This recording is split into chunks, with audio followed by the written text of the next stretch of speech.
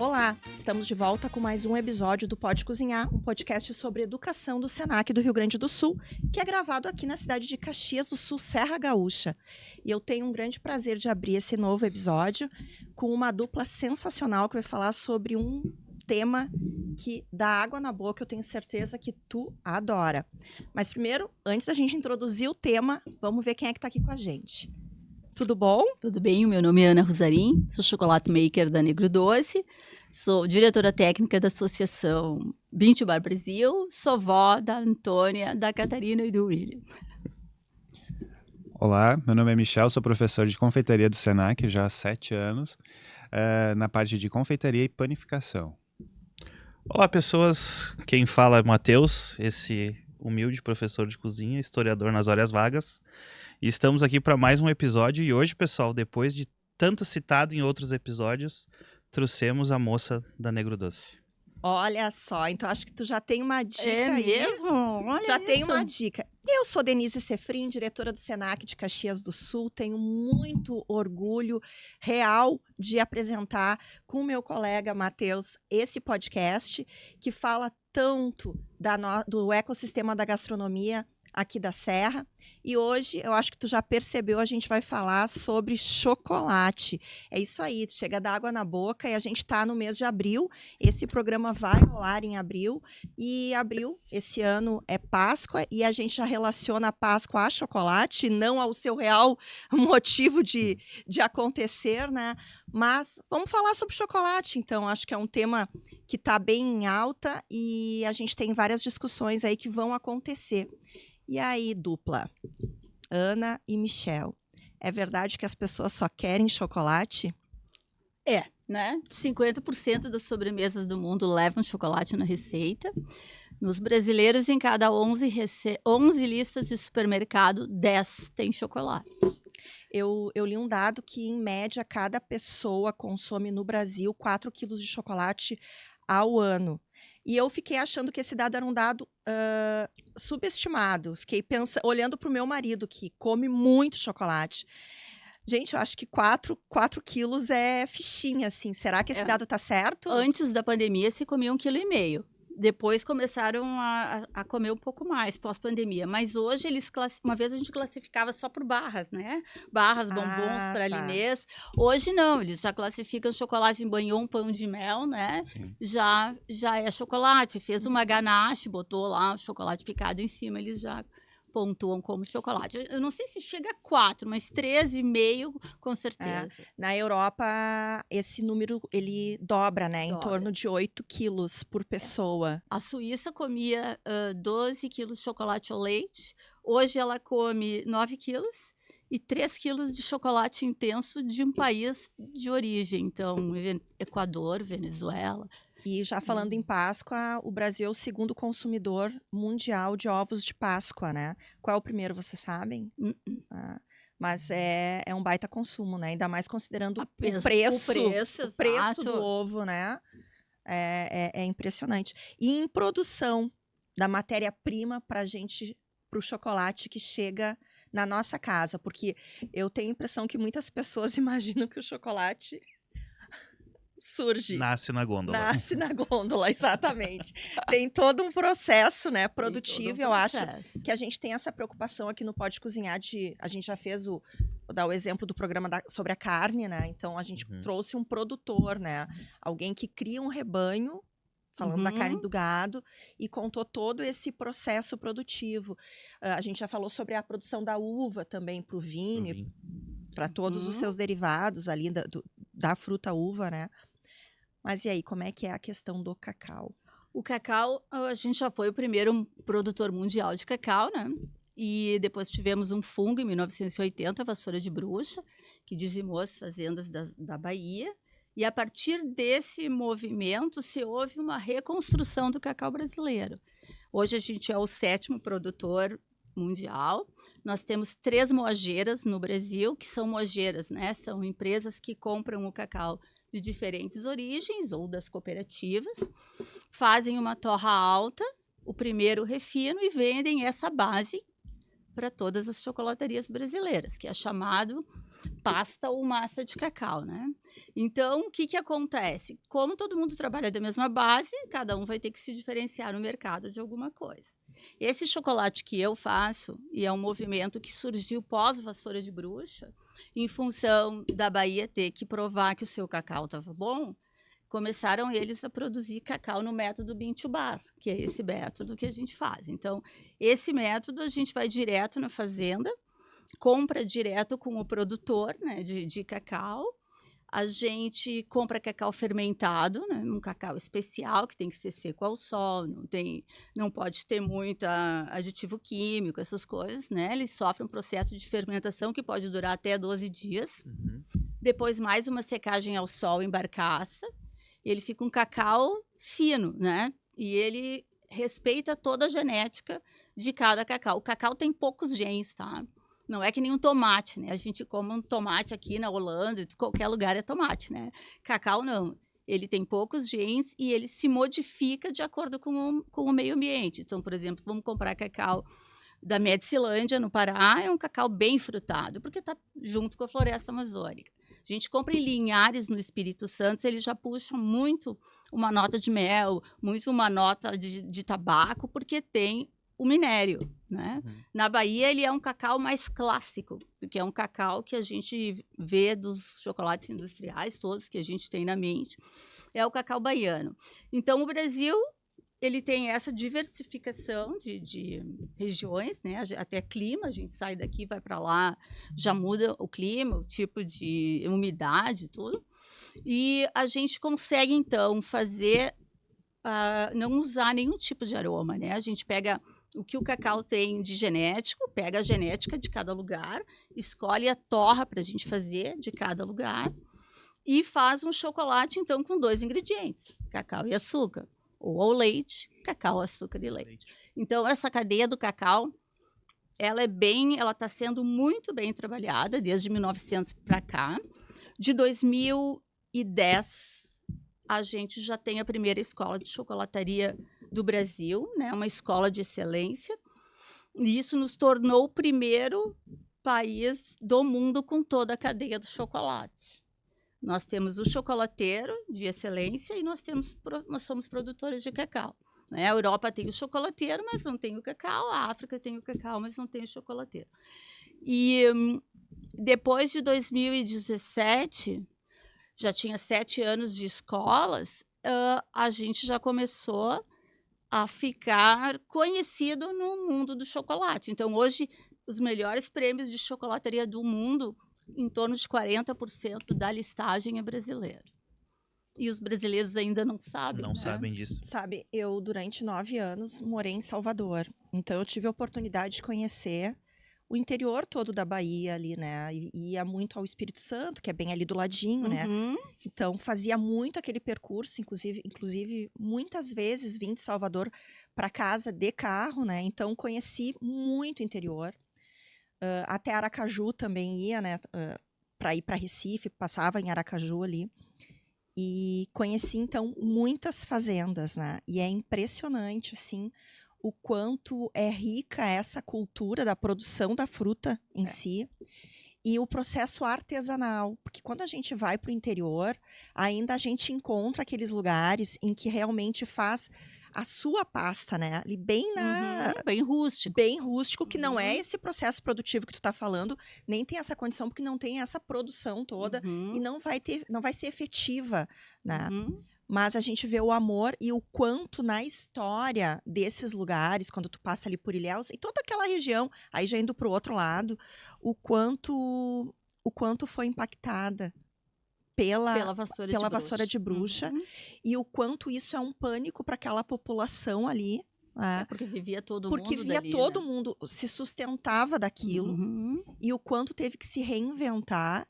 Mas é muito interessante o quanto a cultura, né, do viver do chocolate, do cacau, do produzir, né, do cacau em si, né, e tudo que tu pode fazer, que não só o doce, né, não só o chocolate. A gente tem a ideia, né, o chocolate é o filho mais famoso do cacau. Mas tem muita coisa. Tem cachaça agora, tem mel de cacau, tem um mel de geleia, tem um mel Sim, as geleias, eu ia falar. A geleia, a própria a polpa, o Polpa. suco que tu faz daquela Uhum. polpa, né? Então, quando a gente vai na produção, na região onde tu produz aquilo, e que as pessoas precisaram usar toda a sua criatividade para aproveitar ao máximo aquele insumo, tu experimenta outras faces Outras daquele faces, produto, né? Exatamente. Vamos E a falar- gente só virou a vassoura da bruxa porque os brasileiros são Sim. persistentes. Sim. Não desiste nunca. Não, não diz o meme, desiste não nunca. desiste nunca. Exatamente. É isso aí. Eu me lembro quando eu era mais novo que eu comecei a ver essa produção. Foi uma novela que teve que mostrou que bastante. Renascer. É. E agora foi reexibida. Isso. Uhum. Que a gente Entreguei conheceu, uma idade assim, todo mundo aqui agora. Uhum. Acho que é lá pelos anos 90, acho que passou a primeira vez que passou essa novela, que daí a gente mais que conheceu o processo de fabricação do E chocolate até no enxergar Brasil. como que é a fruta, né? Sim, pra tu Porque saber como é que... Pede pra minha filha o que é um chocolate. Ela sabe o que tem no mercado, mas não sabe Tem o que... gente que não sabe que dá na árvore, né? A Exatamente. gente- E o chocolate foi consumido primeiramente ele era uma bebida, né? Era uma bebida, A gente começou pelas sendo bebida, pra depois Civilizações antigas. Uma bebida ritual. É. Depois eu E conto só esse era, caos. só era para nobres, né? Era De- nobres, sacerdotes, chefes de tribo, né? O cacau sempre foi elite. Uhum. Entrou na Europa também como elite, né? E pôde, se eu não me engano, Cristóvão Colombo ele teve a oportunidade de ser o descobridor das sementes numa das suas viagens, ele não deu bola. Não deu. E depois ele... Depois foi um outro conquistador espanhol. conquistador que Porque ele estava descobriu. deprimido, né? Aham. Daí deram para ele um chá e ele escreveu para o rei. Isso foi bem interessante, né? E quando que a gente começou, então, a consumir como doce, transformado em doce que não bebida? Em Barra, tu diz? Barra em torno ou- de 1890, eles já faziam barra de chocolate na Europa, né? Sabiam que não podia botar água.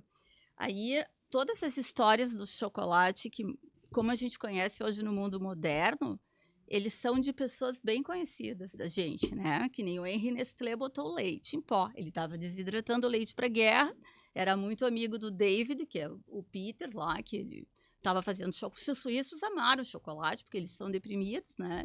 País frio.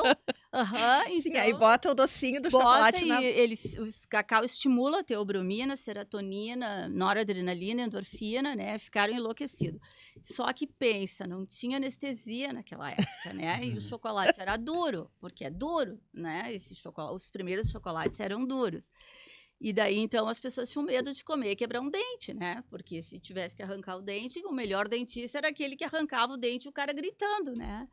Mas depois que o Nestlé colocou o leite e o Lindt, né, o Rodolfo Lindt descobriu a conchagem, ele mudou a história do chocolate, porque aí o chocolate começou a derreter na boca, né? Se a gente vai na Lindt Store, você vai ver toda a história lá do Lindt, né? Que ele era apaixonado pelo chocolate e só que quebrava dente, né? Daí um dia a mulher disse para ele, não, tu vem para casa, e ele saiu correndo, como todo bom suíço, ele morria de medo de perder a mulher, né?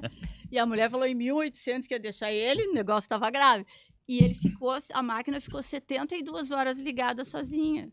Quando ele chegou na fábrica, como bom suíço, ele é estressado, né? De hora, ele disse, demorava 6 meses para o cacau chegar na Europa.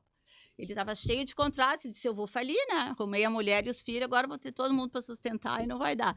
Mas aí ele percebeu que o aroma estava diferente. Ele chegou perto da massa e viu aquela massa brilhosa e ele informou. E ele derreteu na boca. E os suíços, eles têm uma lei, assim, na Associação Suíça de Chocolataria. O conhecimento, ele é dividido. Uhum. Né? O que vai diferenciar a minha receita é alguma inclusão, alguma coisa que eu vou colocar. Mas todo conhecimento que tu descobre, tu tem que dividir com eles. E é por isso que hoje o chocolate suíço é considerado o melhor chocolate, porque ele ficou 40 anos em segredo. Ele chegou na associação, ele fez vários testes e viu que era o tempo que ele deixou na máquina, que eles deixavam 36 horas, no máximo, e ele deixou o dobro. E aquele dobro fez a massa ficar completamente distinta. Ele levou isso, com vários estudos, para a associação, todo mundo começou a aplicar, todo mundo teve o mesmo resultado e ninguém contou nada. Então, a Europa toda quebrava dente, 40 anos, e o suíço derretia na boca. Então, eles têm esse segredo. Porque o suíço Estudo, aqui não faz. técnica, Eles testagem, inovação. tudo sabem aí na mais do história de Brasil que a chocolate. gente. Esse é Aham, fato. Não, é isso aí. tão ligado, né? Transformaram a indústria, Aham. abriram seu mercado, até eu- chegar ali no Michel, que E o legal é que transforma. a gente tem tantas possibilidades de trabalhar com chocolate. A gente Tem. pode trabalhar, colocar pralinês, colocar Isso. aromas, E raspas. isso é os belgas que fizeram, né? É incrível, tipo, e a maioria da população só conhece o tradicional, só aquele chocolate que vende no mercado. Mas a gente pode transformar ele em Nossa, muita uhum. coisa Os boa. ganaches, os pralinês, todos Conta são pra gente, gosto. então, Michel, na cozinha ali, na cozinha da confeitaria. Uma das coisas que eu vejo, sim, que os alunos eles não, aqui no mercado brasileiro a gente tem a cobertura e tem o chocolate. A cobertura, ela contém gorduras hidrogenadas, óleos, e o chocolate é pura.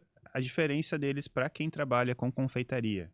A gente, para trabalhar com cobertura, nós não precisamos fazer a temperagem do chocolate. A gente derrete o chocolate, a cobertura a 45 graus, bota na forma, ela vai se cristalizar sozinha por causa da quantidade de gordura vegetal que tem no chocolate, na cobertura.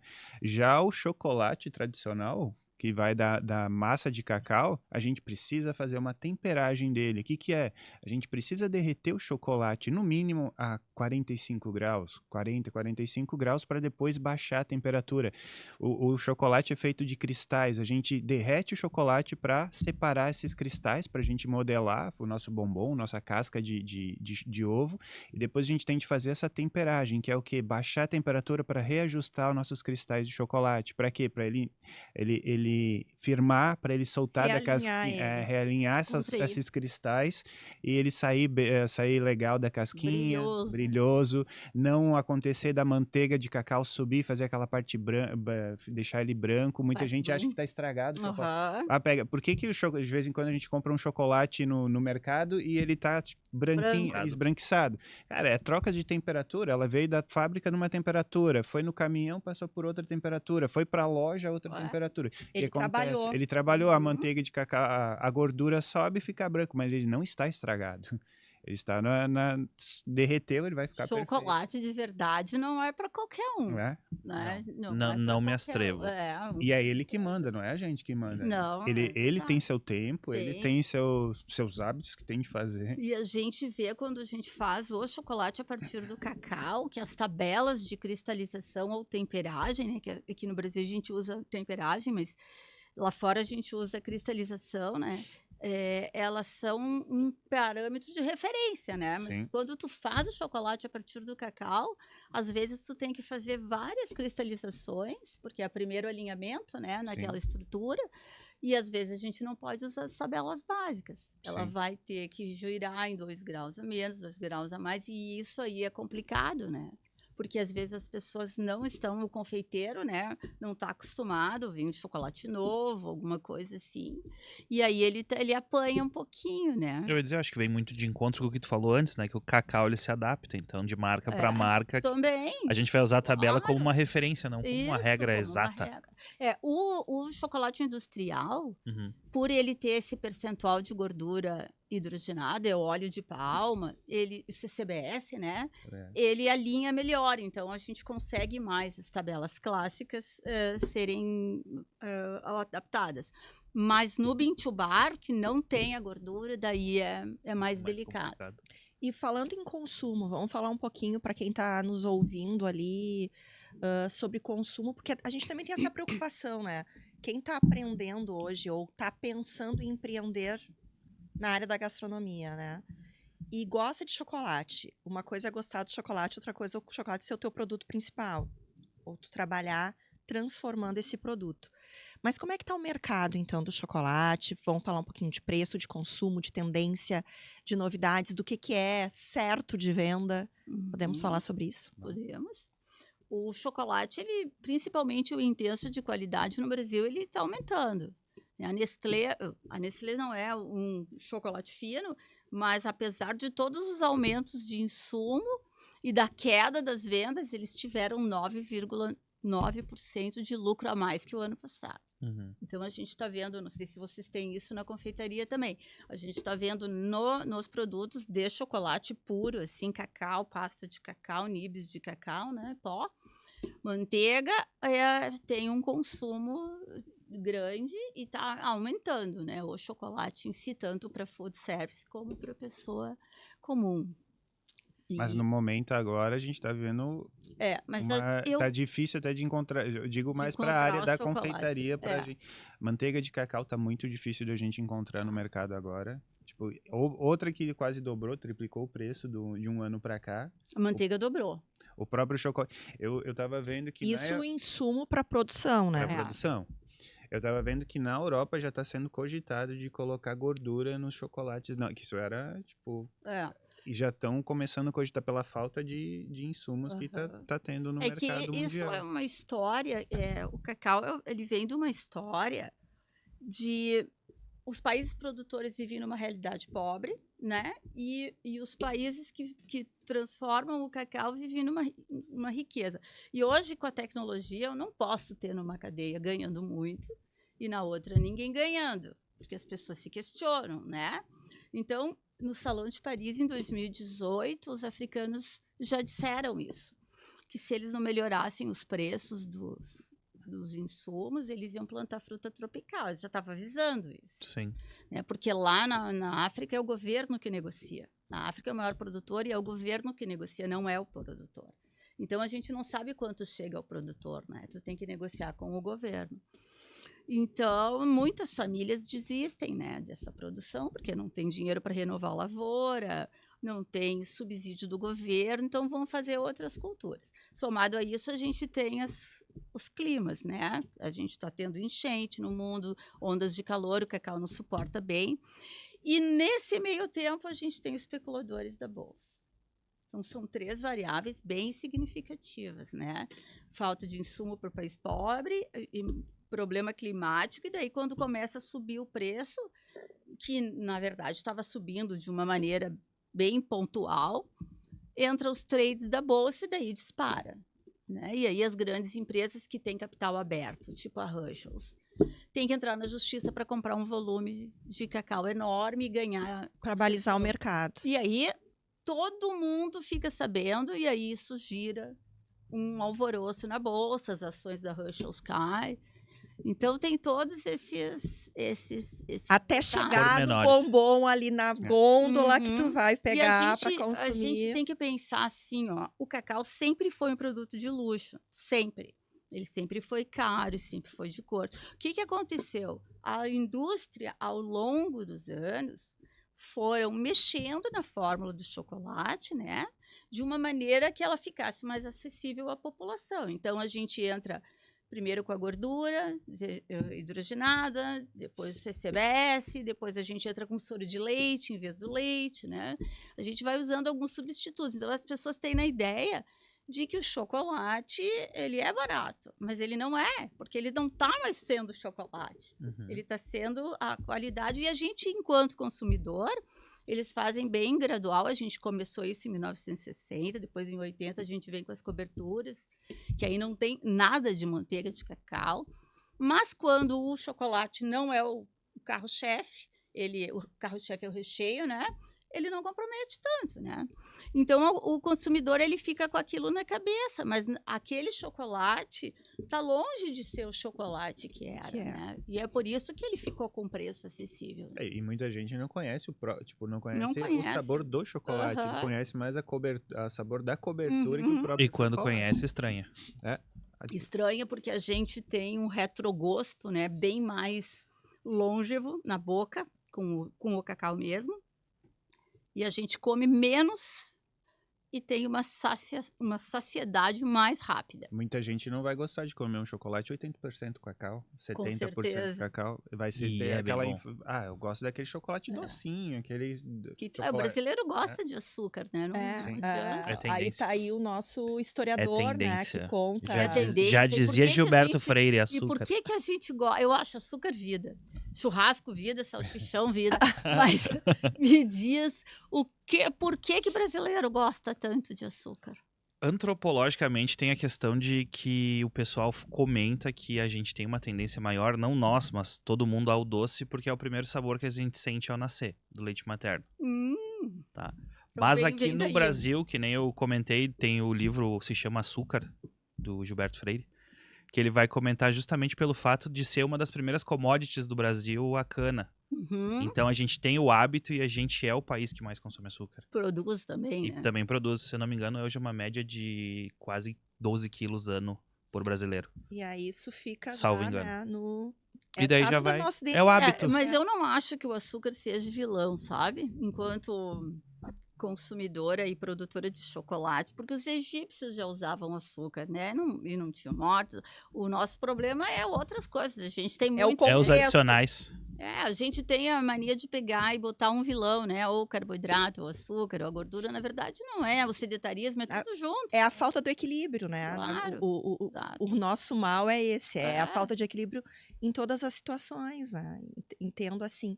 Mas vou voltar à pergunta do consumo, que eu acho que é importante para quem tá nos ouvindo. Se eu quiser começar hoje a trabalhar com chocolate ou na confeitaria, né?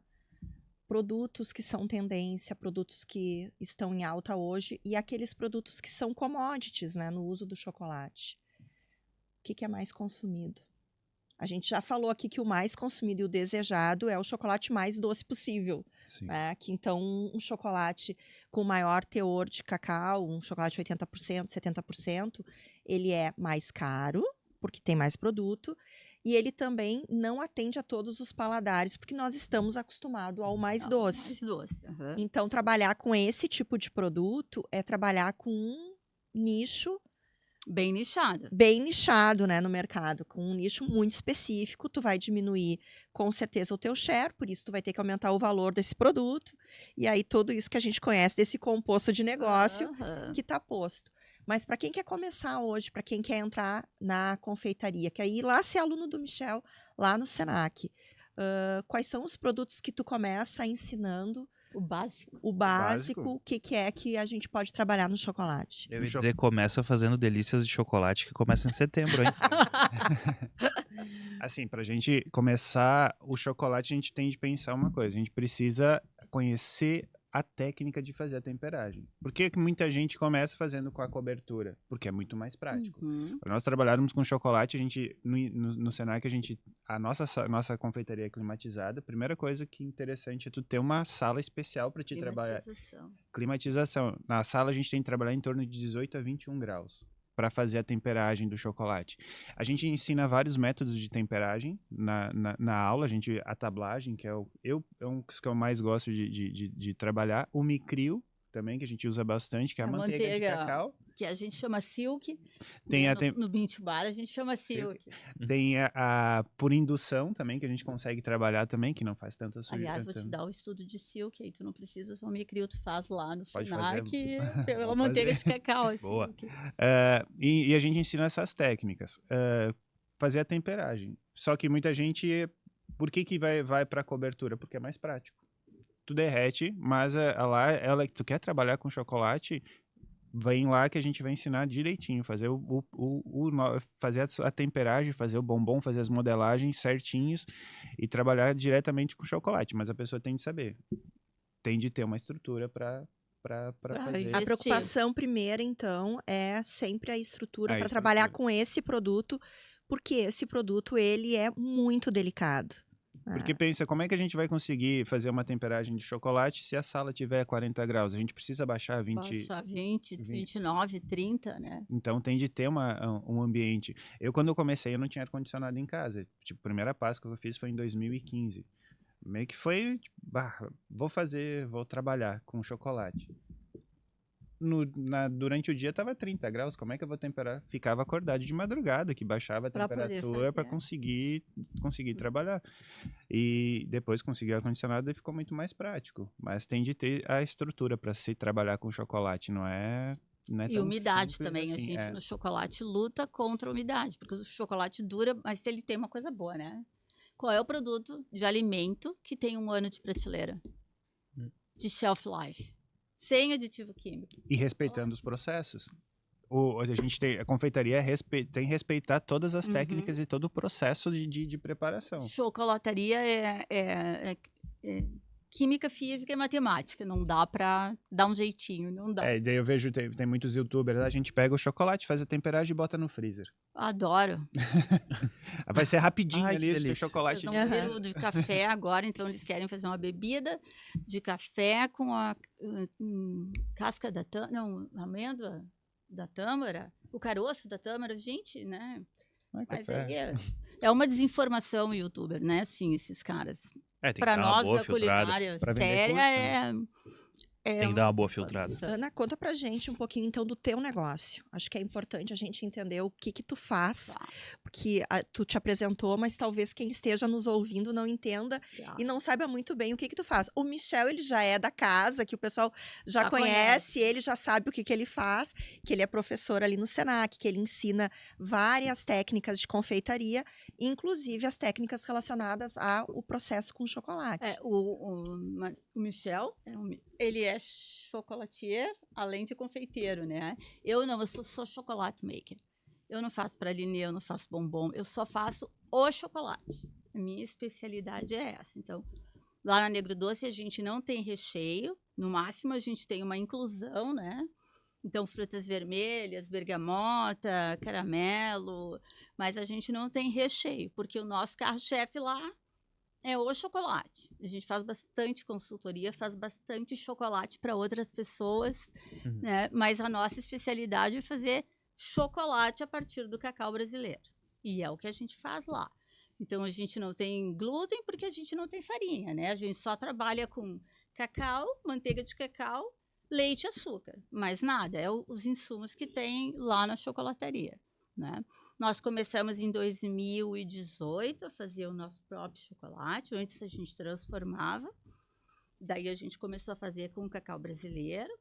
E aí entramos nesse universo Bean-to-Bar, fomos mordidos pro bicho do cacau e aí estamos aí, né? E vocês distribuem o produto como? A gente tem bastante clubes de chocolate, porque a gente trabalha com a Negro Doce, né? Porque a gente lá tem duas empresas. Tem eu, de professora de consultora, e tem a fábrica do chocolate. Então, a fábrica do chocolate, a gente trabalha fazendo receitas, né? A gente usa, cada barra de chocolate tem um perfil de torra, é bem específico. A gente come a genética do cacau, a gente faz protocolo, né? Analisa o que aquela genética tem, escolhe a torra, a gente é bem específico. Então, a Negro Doce vende bastante para produtos e insumos de cacau, tipo nibs de cacau, chá de cacau, além do chocolate, né? A gente trabalha chocolate 70%, mas todos os nossos chocolates têm em torno de 30% de açúcar. No máximo 37%, que é o branco, que é um valor bem abaixo da indústria, né? Porque a gente consegue, com a torra do cacau, trazer o dulçor da genética dele, né? Então, a gente não precisa usar um percentual de açúcar tão alto. Então, a Negro Doce, ela basicamente trabalha com grupos de chocolates, pessoas que são apaixonadas por chocolate. A gente, esse ano passado, a gente trabalhava muito com B2B, mas esse ano a gente vai focar mais no B2C, até porque no B2B é empresas, né? E esse ano a gente focou mais no consumidor final, em função de toda a enchente que a gente passou. A gente teve muito problema de transporte durante o ano, né? Porque ninguém queria vir para cá. Então, agora a gente está mais focado assim. Mas a nossa produção mensal é 200 quilos. Nossa, Negro Doce. A gente produz um pouco mais para outras empresas, mas assim, nossa, é 200 quilos e a gente não vai crescer. A gente vai ficar nesse nicho, porque para fazer esse nicho que a gente está, a gente crescer é bem complicado. Para manter uma qualidade. Eu entro num outro tipo de maquinário. O maquinário que a gente usa é chamado melanger. Ela faz a quebra da semente por pedras, tá? O maquinário industrial, assim, para mim crescer um pouco mais, eu teria que trabalhar com moinho de rolos, moinho de esferas, que aí eu já tenho uma quebra da amêndoa muito forte, então eu tenho que dosar temperatura, eu tenho que dosar força de pressão, porque tudo isso gera trabalho, e o trabalho vai gerar calor, e o calor perde sabor. Então, todo... Volatilizar o... Exatamente. Então, isso tudo tem que ser bem controlado. Então, como a nossa proposta é trabalhar com bean to bar, porque o bean to bar não é só fazer da amêndoa barra, né? O bean to bar é um conceito. Eu ia comentar, se tu puder explicar para quem não Isso. sabe o que é o Pois bean to bar. Então, o que eu gosto de falar? Às vezes as pessoas dizem, mas a Lindt é bean to bar, então, porque ela compra cacau africano. Não, a Lindt nunca vai ser bean to bar, porque o bean to bar é um conceito, né? Tu não vai comprar um cacau de um país que libera garimpo do lado da floresta, porque ele vai largar mercúrio e vai contaminar o cacau. Né? A gente prefere o sistema cabruca, ele fica abaixo da floresta, porque ele é uma planta preservacionista, o cacau. Ele utiliza o sombreamento das grandes árvores da Amazônia e ele protege que germes e alguns insetos subam nas árvores e danifiquem. Então, ele é uma planta preservacionista, né? E, além disso, a gente luta por uma cadeia sustentável, que o produtor tenha vida digna. E vida digna, não. Às vezes as pessoas confundem. Vai comprar um carro elétrico. Não, isso não é vida digna. Vida digna é o cara não ter um barco para descer o rio, né, para levar o cacau, e agora conseguiu ter luz em casa, né? Uma moto para se deslocar. Isso é vida digna, né? Porque o Brasil... Muitas regiões de cacau que a gente vai não tem isso, né? Então, a gente tem a Associação Bean to Bar Brasil, ela é forte e a gente preserva tudo isso. A gente gostaria... Para ser bean to bar, tu tem que ter funcionário cadastrado, a fazenda não pode ter trabalho infantil, não pode ter trabalho escravo, tem que ter CLT para os funcionários, tem que preservar a mata, né? Tem que pagar os impostos de referentes, não pode deixar entrar garimpo, não pode fazer invasão de terra, são um método politicamente correto. Então, para ser bean to bar não é fácil.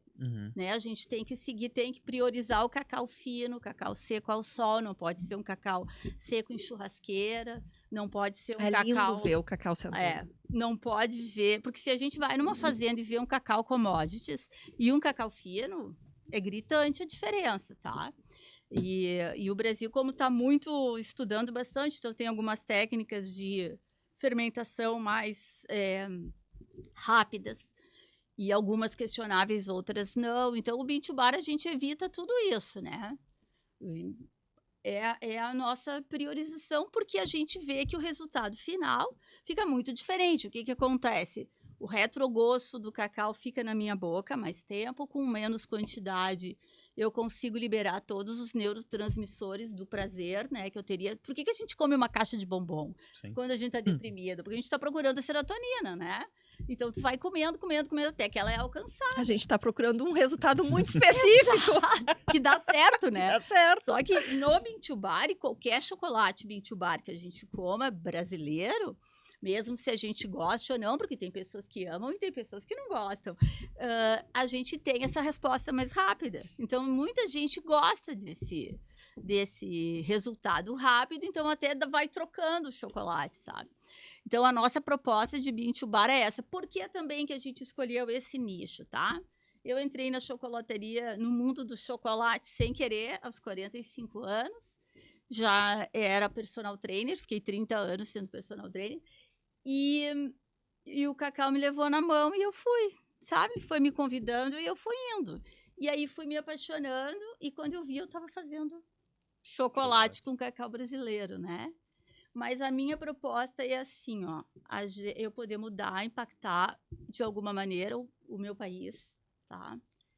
Porque eu fui uma pessoa muito pobre e, assim, poder fazer a diferença e ajudar pessoas que não têm condições, né? Então, no Brasil, a gente tem um grupo chamado Mulheres do Chocolate, é um grupo mundial, que tem todo mundo da cadeia do cacau ali, porque tem lá pessoas que estudam fora, tem doutor, tem mestrado, enfim, e tem pessoas da comunidade, ali do Cumbu, de São Félix do Xingu, sabe? Gente que faz o cacau na pedra. Então, essas pessoas a gente vai trocando conhecimento de graça, né? Para poder alavancar a cadeia. Então, tudo isso me apaixonou no bean to bar, né? Uhum. Então, deixa eu fazer uma pergunta para ti, porque a gente está falando aqui da Serra Gaúcha, né? Uhum. Então, parece tão distante de onde a gente produz E é? né? E como que é trazer e fazer isso aqui? A gente faz assim, uma vez por ano a gente visita as fazendas, tá? Eu tenho os cacauicultores já fixos. Esse ano foi complicado, por causa dessa... Vem uma grande empresa aqui e compra todo o cacau. E o cacauicultor, que vive naquela pobreza... Ele precisa, é o negócio dele. Ele vende a safra. Eu até tinha ficado revoltada, mas depois eu pensei, cara... Pô, como ele se sustenta, né? Eu tenho uma amiga lá na Bean Bar Brasil, a Juliana Aquino, que ela é dona da Baiani, né? Uma fábrica, e ela é produtora de cacau. E ela disse, Ana, tem que ter empatia. Daí eu cheguei em casa com aquela coisa, né? Eu digo, Aquela frase. porque os caras falaram, não, dona Ana, não se preocupa, ninguém larga a mão de ninguém. Depois eu ligava para eles mandar o cacau e eles não mandavam. Aí eu disse, meu Deus, eu vou ter que fechar a chocolataria, né? Porque tu não Sem o acha produto. cacau. E aí, então, refiz todas as minhas malhas, à exceção de uma, do Espírito Santo, que foi a primeira pessoa que me vendeu cacau no Brasil, o seu Emir. E ele falou para mim, eu falei, ó, eu não sou nada no chocolate, naquela época eu não sabia nada, né? Eu disse para ele, eu queria comprar para tentar a sua venda. Ele disse, olha, o dinheiro para mim não interessa de onde vem, se é de rico ou de pobre, o meu preço é esse. Se tu quer comprar, e é o meu parceiro, assim, fiel até hoje, o seu Emir, tá? E... Então, eu tenho alguns, a gente vai até as fazendas, junto na safra, a gente acompanha, né, a plantação, tudo, olha as condições da fazenda. Eu não me meto na fermentação, tá? Porque eu acho assim, eu sei fazer chocolate, eu não vivi na fazenda de cacau. Eu acho que o cara que está lá, ele sabe muito mais fermentar que eu. Porque eu vejo, às vezes, tem os colegas que chegam lá, eu quero que tu fermente a 70%, a 80%. Eu não falo isso. Eu falo, ó, faz o cacau que o senhor acha que é de excelência e me manda. E graças a Deus eu tive sorte. Então, a gente faz isso. Depois que a gente tratou a safra, aí é outro problema. Tu tem que tratar quem traga, né? Porque sabe como é que é? Pará só tem uma tramela. Caiu a tramela, o caminhão não passa. Tá? Então, às vezes, a gente compra a safra em agosto, setembro, e ela vai receber ela em dezembro. Por causa disso. Choveu no... Eu gosto muito do cacau do Pará. Então, assim, é transamazônica, né? Todo mundo tá de moto. Porque... Então, tem tudo isso aí. A gente depende. É um custo altíssimo. A gente até nem chega em São Paulo com preço competitivo. Por quê? A gente paga mais para trazer o cacau, porque a gente está mais longe. E depois paga mais para levar de volta. Exatamente, tá? Mas a gente no Sul tem uma tradição de fazer chocolate bom e realmente é bom, né? Comparado assim com as outras empresas, a gente come bastante chocolate. Nós somos em 3 Bean Bar no estado, que é aqui em Nova Petrópolis, será que é o Laredo do Esteban? É Bean Bar, tem a Magia Cacau em Porto Alegre e tem nós aqui. Muito né? Tem um aluno nosso aqui da Castelli que abriu em Sapiranga, mas ele tem a confeitaria, né? Não é só chocolateria. E aos poucos vai pipocando, né? Agora vamos ver como é que vai ficar o mercado esses próximos 2 anos, né? Porque eu estou comprando cacau para o ano todo. Somado a todo esse mercado que a gente está vendo, a Suíça está lançando um chocolate de reator. Eles clonaram e hoje ninguém acreditou, mas hoje a tecnologia permite, né? Eles clonaram células de cacau, fizeram inclusive um kit de sabor, né? Se as pessoas quiserem, entram no Instituto de Zurich, né? De pesquisa, tem uma parte só de cacau. Então eles vão ver todos os insumos do cacau e mais esses estudos. Aí esse estudo, ele foi tão bem sucedido, deu tão certo que a indústria fechou e está patrocinando. Então, Calebu, Lindt, Carmo, estão tudo para lá. Na verdade, a gente vai começar a consumir, então, um cacau de laboratório. Um cacau de laboratório. Que não é colhido no pé. Não. Mas o que é interessante, ele ficou com gosto muito bom. E uma vez eles não estavam acertando o reator, né? Então, ele ia perdendo o gosto na prateleira. Agora, a última vez que eu comi, estava perfeito. Tanto que eles estão em última fase do FDA, de aprovação. Para liberação, para consumo. E se esse chocolate entrar no mercado a um custo baixo, que eu acho que vai demorar uns 5 anos, né? Porque até que tu ajuste reator, veja preço, as pessoas publiquem. E produza em quantidade, em larga escala, né? Exato, mas aí vai revolucionar o mercado, com certeza. É que dizem que pro ano que vem pode até faltar insumo pro mercado, para quem quer trabalhar com chocolate. Outra coisa Próximos 3 anos está bem complicado. O preço vai dobrar dobrar mais ou ainda, triplicar. já foi, A né? gente já vê, né? Se tu vê o chocolate importado ali nos mercados, é só olhar o quilo, né? Tem chocolate de R$715 o quilo. Acho que o ano passado a gente comprava chocolate ao quilo a 90, tá R$90, sei hoje tá 250. O que vocês usam de chocolate, assim, é nacional? Para as aulas é mais nacional. E tu já viu o aumento? Muito. É. Nossa. É isso que ele está dizendo. Ele, em um ano, saiu de R$90 o quilo para 250. Manteiga de cacau que a gente comprava, pagava, acho que 200 gramas, R$50. Hoje a gente tá pagando 90. Aham. Tipo, Não, isso dobrou sim. A gente o valor. a gente compra então direto do produtor. Agora a gente extrai a nossa manteiga, né? A gente faz nos chocolates ao leite, a gente extrai a nossa própria manteiga. A gente pagava 56 o quilo, né? Porque a gente compra 100 quilos, 200 quilos. E hoje a gente paga 200. E o que a indústria tá fazendo? Tipo, eu vejo muito que a indústria tá fazendo, tá diminuindo a tamanho da quantidade de embalagem. chocolate e tá Uhum, botando. sim. E o que eles fazem? Eles têm a jogada deles. Pegam um ovinho e botam um brinquedo lá. Tu acha que a criança vai querer o brinquedo, o chocolate? É que, E na eles verdade, tá conseguem substituindo vender, né? o custo, né? Mas e o consumidor não se dá de conta que ele vai, às vezes tem um ovo de 350 gramas e tá R$80, né? E daí tu vai comprar um de puro chocolate, vai estar 120. Olha só, mas ele tem que entender que aqueles R$80 é 100 gramas de chocolate. Os 250, às vezes é uma inha benta, né? Uhum. Daí nós estamos falando de quê? Açúcar e albumina, né? Qual é o custo disso? E as pessoas pagam. O Kinder Ovo é um brinquedinho de plástico, né? E as pessoas estão pagando por esse chocolate. Sim. Eu acho que é justamente aquilo que tu falou. O interessante é não precisar comer uma caixa inteira de bombom Claro. para absorver né, a mesma quantidade de chocolate Claro. que numa barra de chocolate puro. Uhum, exatamente. E isso a gente tem que educar o consumidor. Ele tem que conseguir analisar o que está ali. Né? Sabe que dentro dos outros episódios que a gente fez para vários produtos, tá? Então, eu acho que isso é algo muito recorrente. A questão de ensinar o consumidor a diferença, né? Do produto, né? Não só dos tipos de produto, mas dos efeitos dos tipos de produtos, né? Principalmente preço, né? O preço, o que ele faz contigo, qual é o teu objetivo em consumir aquele produto. Então, isso a gente pode falar do programa que a gente fez sobre café, do vinho, da carne, da cerveja, da comida natural, da comida caseira, daquela comida comfort, né, daquele alimento. Então, tudo isso é gerar um repertório diferenciado para que o consumidor ele consiga até escolher o que realmente ele quer consumir. Então, eu fico muito feliz da gente trazer tanto conteúdo diferente e eu acho que a gente está gerando aí bastante informação, né? Trazendo muita informação diferente para quem está acompanhando o Pode Cozinhar. Por quê? Porque isso que vai fazer ele transformar quem está em casa em conhecimento e na sua verdade. Eu acho que esse é o nosso maior compromisso hoje. Eu acho que é informar justamente para que o preço, na minha opinião, deixe de ser o principal variável. Né? Exato, a principal variável, mas sim a qualidade, o que eu realmente estou consumindo.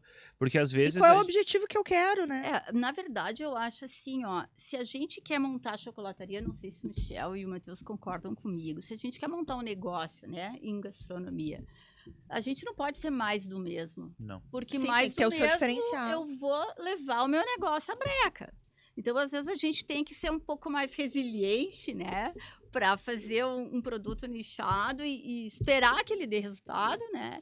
Mas aí ele faz o diferente. Eu acho que eu faço a MBA em inteligência artificial, você fala que eles vão substituir, mas eu acredito que a criatividade e a paixão e o aliado ao conhecimento, ele é imbatível para qualquer negócio, né? Não tem e a consciência. Não tem o que dar errado, né? Tem de fazer um diferencial do que a indústria está fazendo, porque tu não vai conseguir brigar com a indústria. Não, nunca. Vai ter que fazer alguma coisa diferente. Não, com certeza. Até usar os produtos da indústria a teu favor, né? Tem que contar para vocês que terminou o programa, né? 1 hora de conversa. Olha, viu, Ana? A gente disse que nem doía. Não doeu, foi bem tranquilo. Viu só? Então, espero que quem tá em casa tenha gostado. Queria que tu deixasse teu recado final aí. Teus contatos, falar... A nossa fábrica é lá no Cinquentenário, ao lado da BB. É nosso vizinho ali, a gente tá no mesmo agora bairro a ali do gente botou uma Senac. placa bonita ontem, porque a gente era um caco, tá? Mas a gente, então, tá ali, a gente atende o público das 14 às 17. Pode fazer visita técnica com as turmas de confeitaria? Pode, é só marcar, pode. A gente recebeu a FSG esses dias, né? Foram lá, conversaram. E pode sim, é só a gente marcar. E nós estamos aqui para levar Caxias do Sul para o chocolate fino. Essa é a nossa, Olha aí, Essa é a que nossa baita meta. missão. nossa meta, né? E gostaria que Caxias conhecesse a gente. Porque Qual é o teu arroba? @negrodoce.com, eu sou péssima para isso, Tá bom. endereço, mas bota lá @negrodoce.com, Ana Rosarinho vai dar lá Tá. na fábrica. A gente tem o Instagram agora direitinho, né, mas tá lá aberta a fábrica para quem quiser ver, às vezes quer levar as crianças, para as crianças ver cacau, né? Porque às vezes as crianças não sabem, né? Às vezes não, muitas vezes, né? A maioria não conhece. Eu ia dizer, não precisa ser nem criança. Nem criança. Então, tem gente que fica muito apavorado, porque chega lá e me pergunta, tu usa chocolate belga? Eu digo, não, eu uso o meu chocolate. Como assim, né? Eu digo, não tem chocolate belga aqui, né? Eu digo, aí eles ficam meio assim, aí eu mostro o cacau, aí eles começam a entender, né? Porque senão eles têm isso. Né? Tem um descasamento entre o que a gente imagina, né? O que tá no nosso imaginário do que é uma produção e do que é o chocolate para a realidade. Então é muito importante a gente. E eu acho o meu recado final é assim: se a vida ficar uma barra, que seja de chocolate. Né? Muito bom, muito bom. E tu, Michel? Meu arroba é Michel Bortolotto, quem quiser me encontrar no Instagram. Convidar vocês em setembro, vai ter um curso de chocolates no Senac. Se eu não me engano, setembro, né, Matheus? É setembro, eu tenho Setembro. quase certeza. Delícias de chocolate. Quem quiser aprender um Inclusive, pouquinho. tem um livro maravilhoso da editora Senac, Delícias de Chocolate, que baseia esse curso também, né?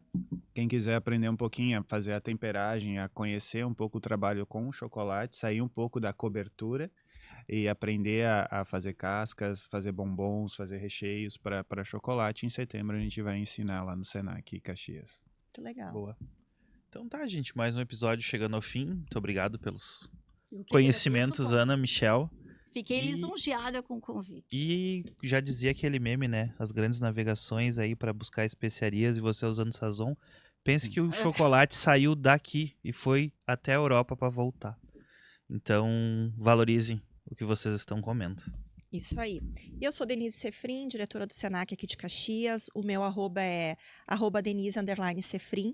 Mas eu gostaria muito que tu acessasse lá o @Senac Caxias do Sul, porque no Instagram do Senac tu conhece toda a nossa grade de cursos, o nosso portfólio, tudo que que os nossos alunos estão aprontando, e eles estão aprontando. Então, dá para ver todas Não só as os delícias. nossos alunos, mas esse timaço de professores que a gente tem, todo dia está aprontando uma coisa nova, e está muito legal esse conteúdo todo que a gente está produzindo, porque ele é para ti, feito especialmente para que tu possa te inserir no mercado de trabalho da forma como tu achares que tu merece. E a gente tem todos os caminhos para te levar até onde tu precisa chegar, te ajudando a mudar vidas. Uma delas é assistindo o Mudando Vidas, o podcast de educação do Senac do Rio Grande do Sul. Aqui em Caxias a gente produz, então, o Pode Cozinhar. Eu amei esse nosso episódio sobre chocolate. Te espero. Se tu não viu os outros, acompanhe e te espero para os próximos. Um grande abraço e até lá.